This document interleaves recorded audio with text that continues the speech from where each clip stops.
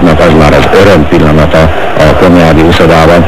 Nemes a kitűnően védő kapus a vízben, szurkolókkal együtt, és aztán ahogy dukál a bajnoki címhez, pezsgős üvegek kerülnek, ezt a szurkolók hozták, a játékosok hozták, a hozzátartozók hozták, igazán testvéri egyetértés uralkodott a medence partján. A dolog érdekessége az, hogy nem csak a Vasas táborban, hanem elégedettség volt a másik oldalon is, az újpestieknél, annak ellenére, hogy ők másodikok lettek.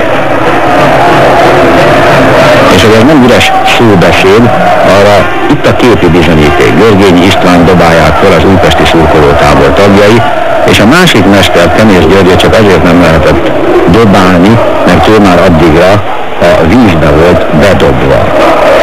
Ez már a díjátadás, és Kemész Györgyöt ott nem láttuk a vízben, nem láttuk a levegőt. A vendégeknél